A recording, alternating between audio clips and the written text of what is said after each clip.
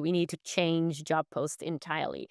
I think the time is out for having long qualification bullet points of this is the requirements and this is what you need to have. I think those days are gone.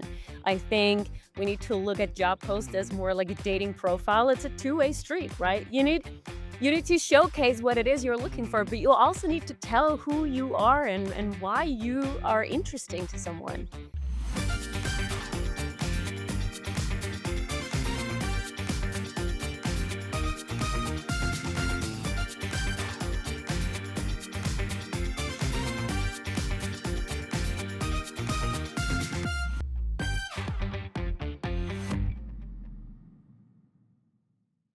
Hi there. I am Denise Chaffin, and I am your podcast host for Talking TA.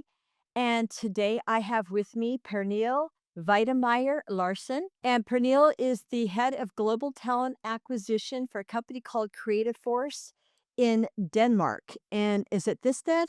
Still, Still. yeah. It's a little bit up north, so it's a little bit far away from any major cities, but it's nice and quiet and a view over the fjords, Oh, so that's perfect. nice. Well, I am so grateful that you're joining me. I have found a couple of the posts, LinkedIn posts that Pernille recently posted, and one of them was on ATS. Another one that's very Oh, interesting yeah. is on culture. She is a great writer. And Pernille, I just really look forward to having this conversation with you. So I'm going to turn it over to you for a moment so you can introduce yourself and kind of give us a little bit about your background. Yes. Thank you very much, and thank you very much for having me. I'm super excited. So, yeah, I'm the head of global talent acquisition at a company called Creative Force. And that means I handle most of our recruitment activities, employer branding, workforce planning, and so on. And I do that globally. I have a little team in Vietnam because we have some IT peeps in Vietnam, and I need someone on site to handle those more technical positions. But other than that, I am both to find on job posts in the US and in Germany and the Netherlands and UK and so on. So I'm a little bit everywhere. Here in Denmark, I am actually also the co-owner and co-founder of Denmark's largest talent acquisition network. So I got more than 500 talent acquisition specialists and professionals in my network, and we do like events and stuff where we get together and talk about the future within talent acquisition and employer branding. So that's super exciting as well. Well, let's start there for a minute then. Well, so tell me a little bit about that network and kind of what your objectives are with your networking team. Yeah, so well, it was actually because I was the network kind of started in 2022. It was another guy that started the network, but it only had a couple of members and it quickly sort of died. There was not a lot of engagement. And then sometime this year, it was like well, me and two other members of the network were like willing to take over and to take it to the next level because we really thought that there was something missing. There's a million HR networks where talent acquisition is just a side note. And we felt like at this time we live in right now, we do believe that talent acquisition and employer branding is more than just a side note. So we took over the network, founded it, renewed it, birthed it, and it turned into a network with more than 500 members. So clearly, other talent acquisition specialists felt the same as we did. And yeah, we talk about talent acquisition and the future within talent acquisition, and especially how we go from being a like supportive supporter to the business and a meeting planner and stuff like that into becoming a strategic partner. And I think for talent acquisition to get to that, we need to do it in union. We need to do it together. It's not enough that just we shout in on LinkedIn that we need to have like a strategic place in the business. We need to do it as a community. So that was really the goal of the network, to create that sort of community and to kind of like help each other lift talent acquisition to where we believe it should sit in an organization. Everyone from just newly graduates that just have a talent acquisition interest, maybe they want to grow their career in that direction, or it can be HR managers for yeah, big global enterprises. We really have everything in between. We have external recruiters as well, because, as I said, we do believe that it's a common, we need to do it together. Like, we all need to lift the recruitment process because let's be honest, the recruitment process is outdated just a little bit, right? We haven't changed the recruitment process in, I don't know, 20 years. We're still doing the same we did 20 years ago. We put out a job post, we get applications, resumes, CVs, we do interviews, we hire. I mean, it's the same it's always been. And if you look at other parts of a company, if you look at like a sales organization in a company or a marketing organization, they change strategy, right? They took a look out and they said, okay, something is called social media. Perhaps we need to change our marketing strategy to fit today's market. But talent acquisition haven't done that. We're just doing the same and expecting it to work. So yeah, that's also one of the goals there. But you bring up a good point, though, and I think the HR has kind of, I know for here in the US, and tell me if it's different for Europe or for Denmark, but here in the US, HR has kind of been the leading, um, organization over talent acquisition. So talent acquisition hasn't necessarily been its own independent kind of arm, if you would, or its own separate department or its own separate organization. So, because it's a combined force with HR, I think that that's one of the reasons that talent acquisition, I've always said talent acquisition was the redheaded stepchild of human resources, especially if we couldn't get our way, if we wanted to make a change, right? And so you bring up a very good point. What are some of the ideas that you guys are bouncing around to make these changes? I think it's a matter of just uh, getting through to businesses and explaining to them that the most important asset that any business has is their people. You can have amazing products, but if you don't have anyone to create those products or to sell those products or advertise those products, you're not going to be a success. So everything in your company depends on the people you hire. It is your biggest assets. I think I one time joked that it's like your pension fund, right? And you just historically, you've been just closing your eyes and hiding it under the mattress and said, "Oh, it'll take care of itself." And I'm like, "But it's your biggest asset. Why don't you find some people that are skilled and talented to take care of that asset and to make it grow and to make it thrive and to make it." That's that's the essence of being in talent acquisition. It's making sure that the the biggest budget that you spend in your company is taken well care of, and that's your Yeah, people. I agree. So, it's to yeah, so it's n it's not closing your eyes to people just come and then it just works. It's making sure that you really put some strategy into your people because that's just it's the most important part of your business, of any business. As you're saying this, that comes to mind for me that really did that was a semiconductor company here in Phoenix called On Semiconductor. And when we worked with them, they had us meeting monthly with their design teams, with their marketing teams, with sales. We worked as closely with the marketing leaders as we did, probably more so than we did with HR, because they considered us actually part of their marketing team. They saw us as marketers for their products because we were working on the front lines to introduce the company to new candidates, right? And there's a lot of people who didn't know who they were because when On Semiconductor was started, it had been a division of Motorola, which was a huge company at the time. And then Motorola started splitting off their businesses. So On Semiconductor was this like afterthought, if you would, as far as a name goes, for their components business. And so we were reintroducing the company as a new company to candidates. And so we worked really closely with marketing. And let me tell you, it was a great partnership to work with marketing and sales. So I love that you're saying this. And I think that it's for our audience, I think it's an important message to get out there that we start working tighter and more closely with not just the business units, but also with marketing and sales. Because I mean, like you said, working in force is a lot and working collaboratively together as different departments is a lot stronger union moving forward. So that's a great Oh, yeah, it message. is. Great point. Now, are you gonna have, like, other divisions to your network? Like, you said you have talent acquisition Denmark. Is there going to be like talent acquisition Ireland or talent acquisition United States or? Oh, now you're dreaming big. I don't know yet. Well, why not though? You say that we need to go out there and kind of as a united front work together, get this message out, right? Yeah, I totally agree. And and it would be an awesome idea. It definitely would because I personally get so much out of that network. It's kind of like the first time in my career, and I've been in recruitment for quite some time, and it's the first time I have a place where I can kind of like air challenges and discuss different thoughts and ideas with like-minded people that knows what it is that I'm going through.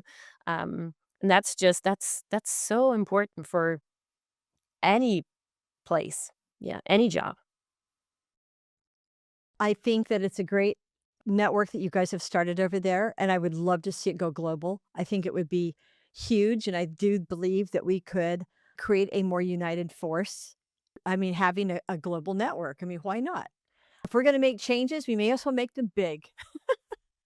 So, so speaking of changes and discussions, one of the posts that you put on that I was just absolutely raving about was your post around the ATS. Now, I don't remember the title of the post, but you had mentioned that the ATS is basically a glorified spreadsheet. I remember you saying that. And I thought, actually, she makes a very good point. What is an ATS supposed to do? And right now, there's all these ATS companies out there saying ours is better because ours has AI, ours does this, our so let's talk about that for a moment. What made you create that post? Let's start there. Multiple other posts where candidates sort of wrote that they just realized they just had a conversation with someone that told them that they need to make their resume AI friendly because it's AI screening resumes.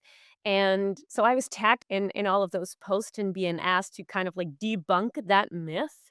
And at one point, I was like, "Why not just create a post about it instead of me constantly having to add in the comments that it's somewhat of a myth?" And I think I think the issue here is that there are a lot of misunderstandings as to what the ATS does, and I'm not talking about what the ATS will be able to do in the future because this will probably be the ATS of the future, I think, for and I know that some ATSs are already on the way there, but my point was really that we might have 5% of ATSs or recruiters using AI technology to screen resumes. But if you want to land a job, then why aim towards what the 5% wants instead of aiming towards what the 95% wants? And so far, I'm not seeing, especially not in Denmark, and I don't think in the US as well, that it's so used in like the recruitment industry that we use AI to screen applicants. So the ATS is basically just a big Kanban board that helps us create an overview that says instead of it says to do, doing, done, it simply just says applicants, first interview, second interview, hired. And then we move candidates in between those, and it's not the ATS that moves candidates around. It is actual recruiters doing it. And I know that some of these ATSs have like AI tools, but it's not necessarily screening and selecting and choosing. All of the choosing is still being done by humans. So my point was really to tell applicants not to take away their colorful, personal, warm resumes that they've created in Canva and then exchanging it for like a boring, machine readable resume that is not going to appeal to any human because it is still mostly humans reading through it. Um, so that was my point, really. I think it's hurtful. I think it's harmful for applicants if they think that this is something happening on a global, scalable stage, that it's an AI that is screening their resume. I think that's harmful for applicants. So that was really what I wanted to do is kind of like debunk the myth.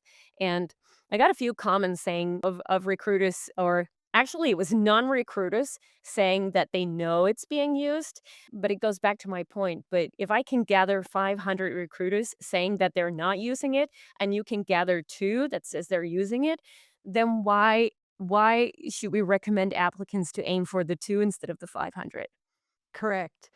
And I do believe that I know that Hired Score, and let's talk about that for a second, somebody specific, because Hired Score was actually purchased by Workday, remember? And when Workday purchased Hired Score, part of what they were purchasing was that screening capability. But it wasn't to screen out candidates necessarily, it was to prioritize them in groups, whether Yes. they were like top candidates, B-level candidates, C-level candidates, whatever their ranking was for that particular position. So, my question to you then is, as we go along and we're working with these ATSs that are going to incorporate these, what would you call it? Maybe like a parsing, if you would, maybe a parsing Yes. tool that'll parse Mhm. the resumes into a different kind of bucket or a different, grading system maybe for those resumes. How are we supposed to then adapt our resumes according to that? According to these new tools and these new processes?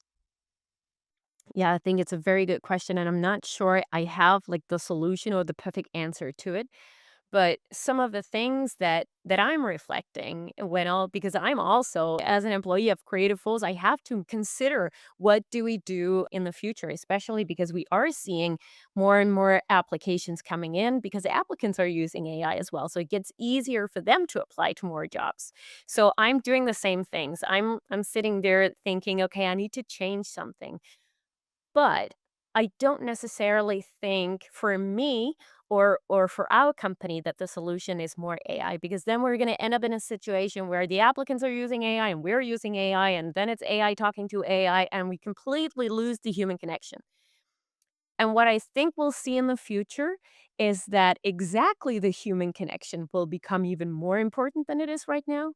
So we still need to screen for it, and that cannot be done by AI. I did a test the other day where I tried one of those tools, one of those parsing screening tools, and I gave it 35 candidates from a process. I gave them the resumes and the knockout questions and all of that, and I asked it to rate those candidates from best to worst, and what I already had was 5 finale candidates that had gone through the process and were now in the final stages. And so what I really wanted to see how well those 5 candidates did out of the 35 candidates just based on AI. And it was like they ranked like 5th and 8th and 13, 15, 21, and 25, something like that. It was completely random. And so I think it's because what we do, especially at Creatives, and that I know that other companies do as well, is that the culture fit is really, really, really important. It might even be 50% of why we choose to hire someone. I've been in recruitment processes before where I had, like, on paper, the perfect candidate, and on the other side, a candidate with no experience and no skills, but a perfect culture fit and a mindset that just really fit into the team. And we selected the candidate with the right mindset, and she crushed it. I mean, she did an amazing job. She would have been tossed out straight away had I done that, had I used AI. She definitely would. So I think we're going to see a surge of, I think we're going to see an increase of companies using AI screening tools, but I don't think it's the right solution. And sometimes the shiny objects are just too good of a thing to ignore, and we're going to see a lot of companies adapting it, but I think we're also gonna see a backlash of it at some point, so, yeah. Oh, that's okay, that's such a great point. It really is. And I have to say, when I do job postings, I'm doing it for my clients, and something you just said sparked this thought in my head. And oftentimes, the resumes will come directly to me or somebody on my team, for the projects we're working on.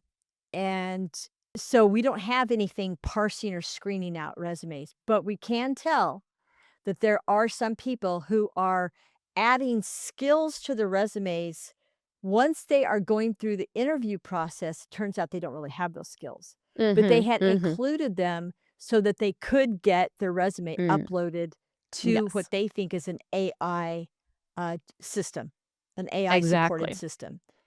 And so as recruiters now, we literally have to go through and talk about knockout questions.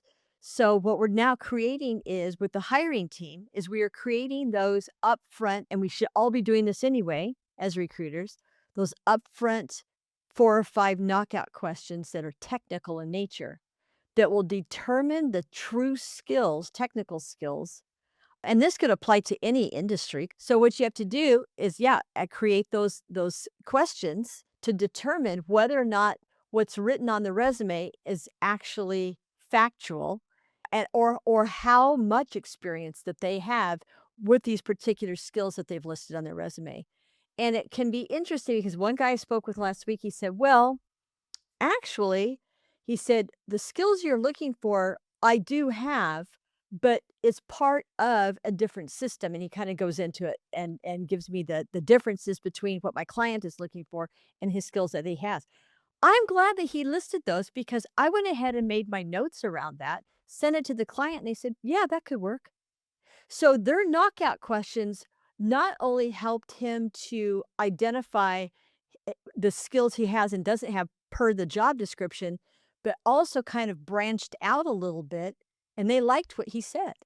So it's amazing. Like you said, we still have to have humans though, because when we look at a resume and we look at a job description, how much does AI really pick up, like you said, the nuances of what is on both the job description and the resume?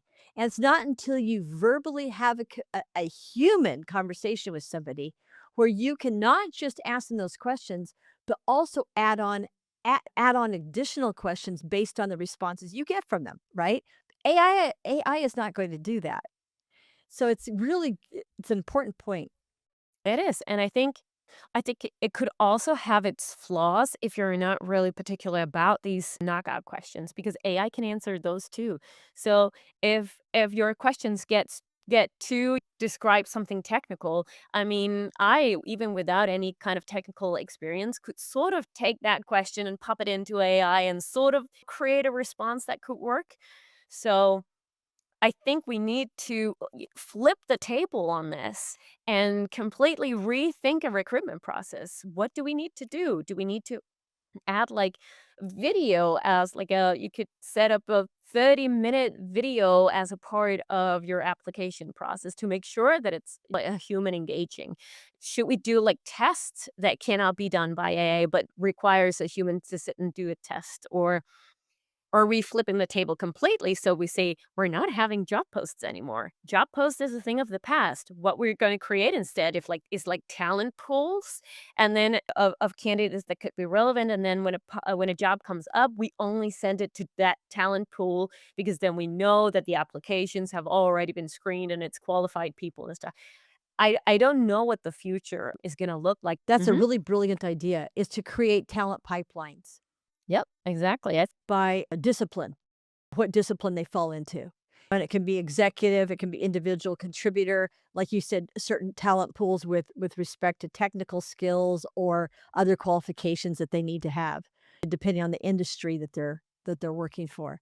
Because if people are trying to align their skills to a position description, number one, what if people companies are still using templated position descriptions and they haven't really added in some of the true skills that the person needs, and they're just using an old template from 2 years ago because they hired John Doe on that template, and now he's left and been promoted, and now they need to backfill his position. Are they going to amend or change that position description or use the same one? The position descriptions actually can be more harmful than beneficial, I think, in some respects. They definitely can, and I think that's also some of the things that we talk a lot about in this network. It is that we need to change job posts entirely. I think the time is out for having long qualification bullet points of this is the requirements and this is what you need to have. I think those days are gone. I think we need to look at job posts as more like a dating profile. It's a two-way street, right? You need to showcase what it is you're looking for, but you also need to tell who you are and why you are interesting to someone. Together with one of my coworkers, we call it a culture snapshot. And for every job post we create, I sit and I do a video just like we do right now, where I talk to perhaps the hiring manager or a member of the team or something like that. And we have a conversation about the job. And we have the hiring manager explain exactly what it is that they're looking for and what they expect from these candidates. And then I attach that video to the job post so that when people look through the job post, they're not just seeing something written and they fell asleep halfway through it. They shouldn't, because I've changed the job post as well to something that might be a little bit more interesting, but that's what people normally do. Like, job posts are boring. So there's a big difference between reading something and then actually listening to someone explaining what it is that they're looking for. And they're also like, it's also required that they actually think about what it is they're looking for when I come and tell them I'm going to do a video and I'm going to ask you questions about this job. And all that aside, it's also a vibe checker. It's also a culture, a look into how do we talk. I include bloopers sometimes in those videos as well because it says something about who we are as a team and how much fun we have and what's the communication and the vibe like. I think that's super important. If I had to go and search for a job, that would be my first question. What's the culture like? So why not show the culture already on the job post? Well, especially too, I mean, it's been a flat industry for a while now, but as next year, we're all kind of hopeful that things are going to kind of pick back up again. And so once companies do start hiring, I think it'll be the floodgates will open and there's going to be a lot more hiring than people expect. Whether it's the end of first quarter, beginning of second quarter, it's bound to happen. I mean, we've been through this before. We've been through these transitions before, especially with technology. Like, we need a change in the dynamics. I think historically it's been a lot of companies holding the deck of cards and kind of like, you have to tell us what you can do for us. And that's not the market anymore. The market is much more of a two-way street. And sometimes I think it even like turns. And sometimes I think we have for those like highly specialized technical roles, I think it's the candidates holding that deck of cards saying, I mean, I've got 5 job offers to choose from, so what can you do for me? And we as companies just need to be prepared for that, scenario. So as much as we can make sure that our whole recruitment process takes the candidate experience seriously, we are much better positioned in the future for that. It's like people often say sometimes they say there is a war for talent. And I've joked before that if you're not taking your candidate experience or your employer branding serious, you're fighting that war with a cardboard sword. I mean, there is so you can do so much better. There is so much you can do. So it's not a matter of it's hard to find talent. It's just a matter of you need to bring your A game here instead of just relying on candidates to come to you.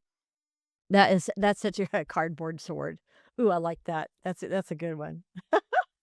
So the companies that we're talking about and reading about all the time, who do you think, especially the tools companies, ATS companies, who do you think is hot and who do you think is going to get washed out, right? And I'm not talking about specific names of companies, but the types of companies.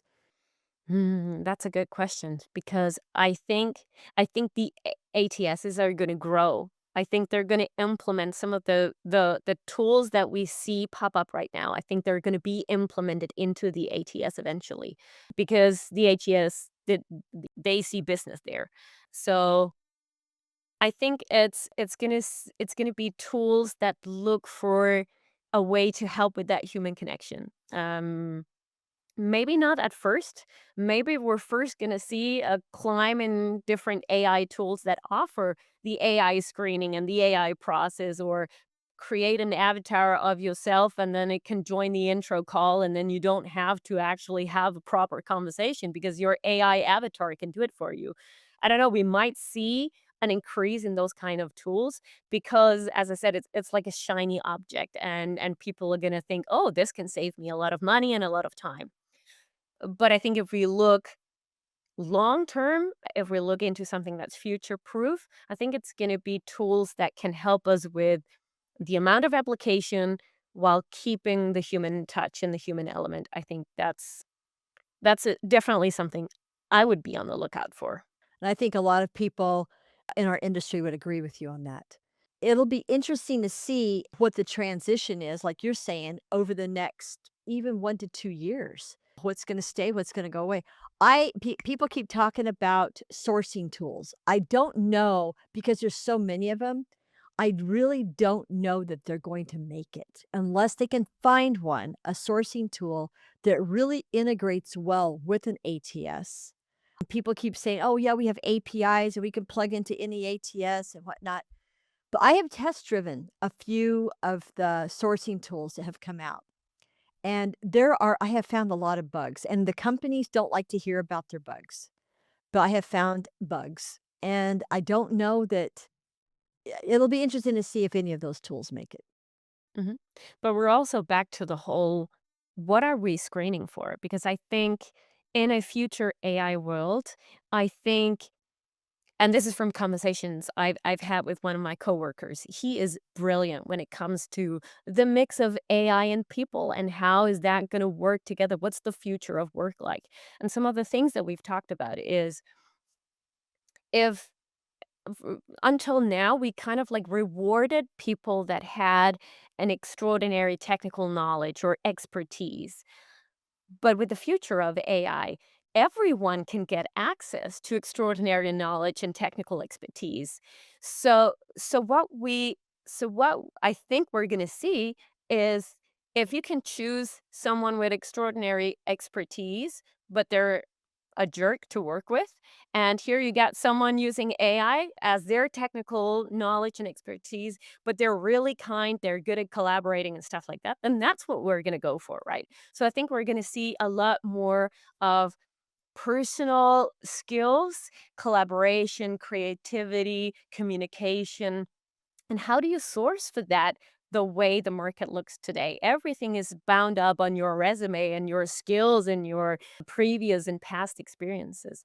So, my hope is that we're going to see some way of adding their personal skills and their personality traits and those kinds of, I don't know, soft skill, I think that's a wrong word, power skills. How do we add them and how do we search for them and how do applicants advertise those kind of skills?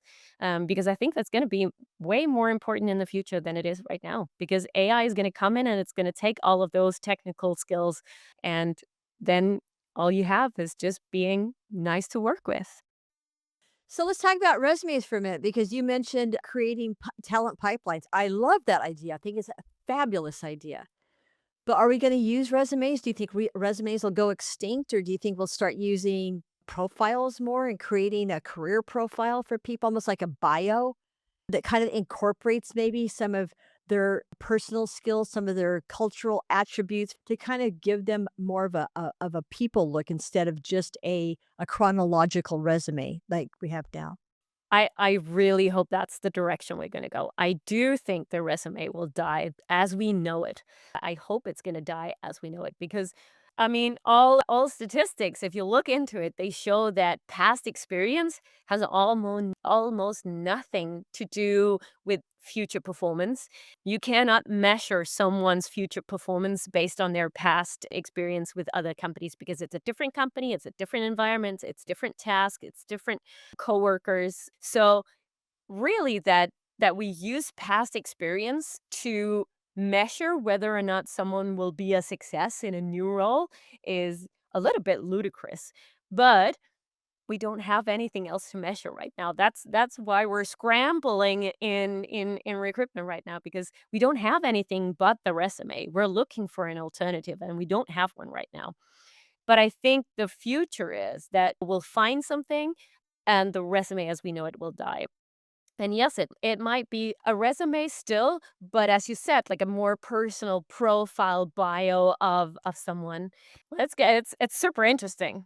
Yeah, that gives a better outlook, or overview of the person's background and their personality and what I mean. I remember years ago, people used to list their hobbies on resumes, and they stopped doing that because most recruiters say, "Oh, you don't need to list your hobbies."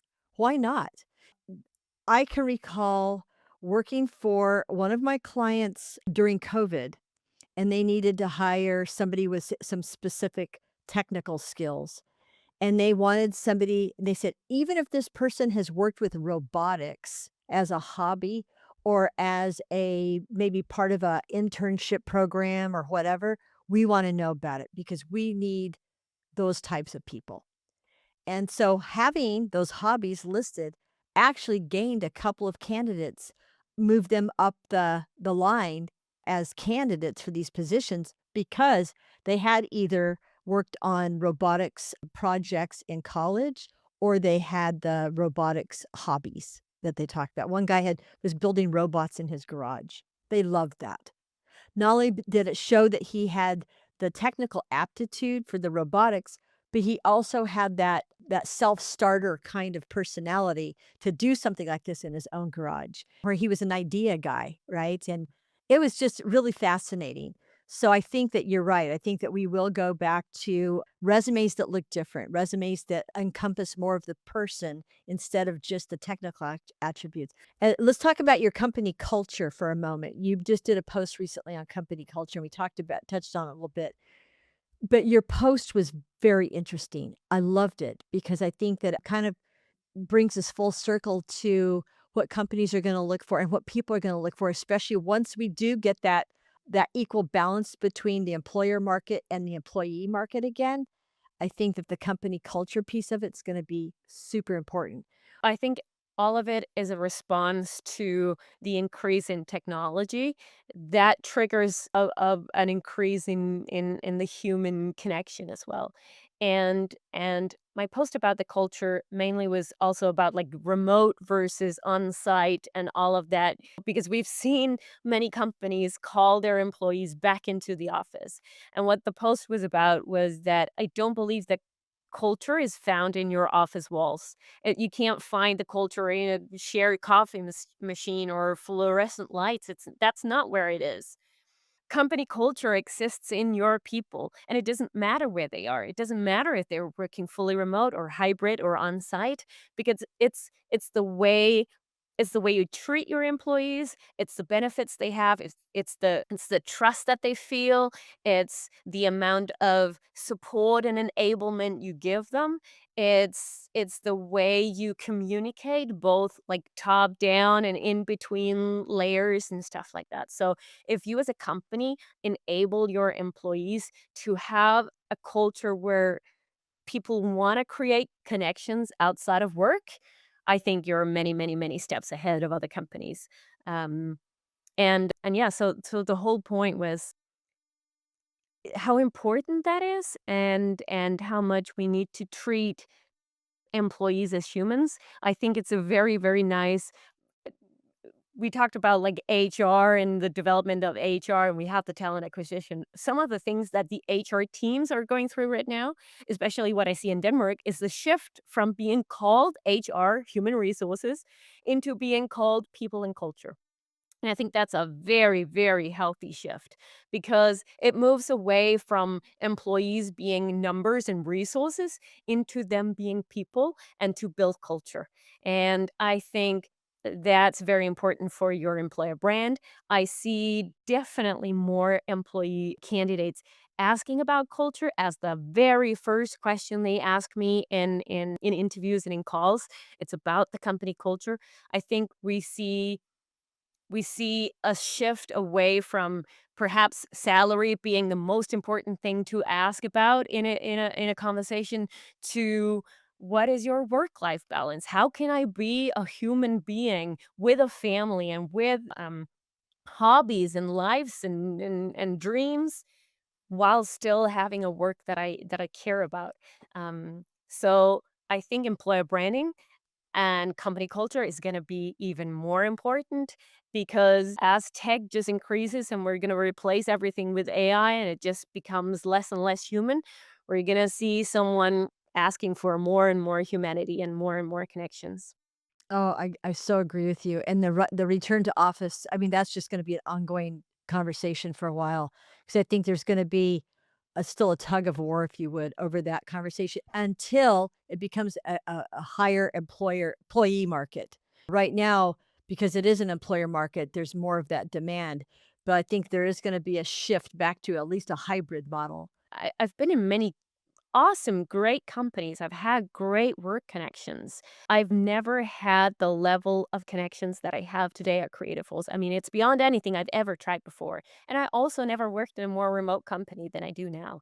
And I've never been so little at the office than what I do now. So that again, to my point that culture is not necessarily within walls. It's within your people. It's within how you communicate. And I think as soon as people have tried it, it's almost impossible to go back. I know for once, if someone came and they offered me a job and they said, "You can have, I don't know, whatever you want," and I can say, "Can I have my work from home Mondays?" And they say no, I'm gonna be like, "Then I'm not interested," because my whole family life is depending on me being able to sometimes work from home, doing some laundry in the middle of the day, so I don't have to do it in those, like, critical hours.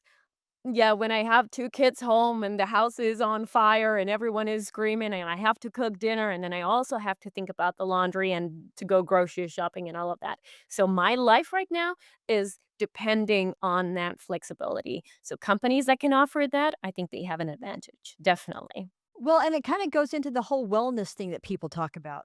So when you look at culture, culture includes wellness, right? Yes. And preventing your employees from having burnout. I mean, so Yes. why not say yes to 1 day a week at home? Because it will help your employees to not have burnout, which is huge. And it's a big discussion right now, the whole wellness piece of this, right? Yes, that is. It's the future salary. I see more and more candidates asking more about that and the flexibility and the Yeah, work-life balance than I they do ask too. about actual salary. I do too. In fact, it's interesting because we have a client right now in a remote section of the United States and getting people up there. And I realize that they need to be up there probably more often than not. But some of them have asked, "Hey, can I travel up there and then and be able to come back home a couple times a month? I'll get my own apartment or whatever." But they're saying, "Nope, we're sticking with our rigidness and you have to be living here full time, blah, blah, blah." So they're not getting the positions filled. And the positions have been filled for or have been empty for over a year. And they're not getting them filled, but for some reason they haven't gotten it up here yet that they need to have some flexibility with the people that they wanna hire, especially considering there's a huge demand for this particular level of talent right now. So it'll be interesting to see how that plays out. You can most definitely say that you want people to be at the office every day, but then you just have to realize that you might not be getting the best talents out there because they can pick and choose Or they won't stay. and they won't stay, no. What once the market heats up again, I mean, if they accept the position now, they're gonna be looking at their watch going, "Okay, things are starting to, move. I'm starting to get calls from other companies who are gonna give me the flexibility that is important to me," and they're gonna bail on them. What's that gonna cost the company to lose that talent once they've hired him? And I think one of the interesting conversations there as well, if we kind of like bring AI back into the conversation as that is everywhere, then we've also talked about previously, you and I, Denise, about companies that are starting to lay off employees because AI is coming in and taking over that job. And the fear of AI comes and takes over the job. So let's say you have a company with 100 employees and that within the next year or so, AI can probably do 20-25% of that work. So you have two options here. You can you can choose the option to say, okay, so we're going to terminate 20-25% of our employees. And so we maintain status quo. But you can also choose to say, and now this is just me dreaming, this is just me thinking of the perfect scenario. So you could also choose to say, okay, so how about we say we keep all of our employees, we give them the same salary, but they work 20-25% less. We maintain status quo, but they get better work life balances. So, and imagine you're like a talent out there looking for a job or you're being hunted by recruiters and you get two offers. One of them is that you can work 40 hours a week and you get X salary. And the other one is you can work 30 hours a week and you get the same salary. What are you going to choose? So So instead of looking at AI as something that's coming in to take over the job, and again, we're talking about that something is shiny, let's go for it. And I can definitely see companies seeing this as something shiny. We can save a lot of money on a lot of people, and that's just business great. But in the future, it could be that the best solution is to just make sure that your employees have that it's just a way better place to work. And that way you get the very best talents in the world because you're doing something that the other companies can't offer. And that's a better work-life balance. It really is, and the thing is as the employees are using AI for the redundant tasks that they were doing before, now, yes, they're working 30 hours a week, getting the same pay, but they're able to use their time more effectively to help build customer satisfaction, revenue, whatever it is that their job is. They're able to spend more time doing that versus the redundant tasks that AI is being brought in to help them with. You bring up some fabulous points. Yeah, they're now doing a job that has more creativity, that has more collaboration, that has more human connection, all of the things that most people enjoy instead of doing like the boring, repetitive documentation task that I mean, some people enjoy those, but most of us Most of us uh don't, yeah. most of us don't. So imagine if you could take the 20-25% worst of your job and then give that to AI and just focus on the things that makes you motivated. And I think happy, fulfilled employees, they are better performing employees. Yeah, great points. Oh my gosh, this has been such a great conversation. It really has. We've kind of resolved, I mean, a lot of, the future proofing of our of our industry. That's right. Yeah, Done. single-handedly. Well, I love your idea. Let's continue the conversation though about taking your network global, one country at a time, because I think that would be so fabulous. I think it would really give, hey, strength in numbers, as they say, right? So I love this conversation. It's been fabulous, Pernille, speaking with you. It really has. You And too. and thank you so much for everything you've shared and your perspective. Keep those posts coming. I'm sure there's going to be another time I'm knocking, going, "Hey, we need to talk about this one next," because you're an amazing author.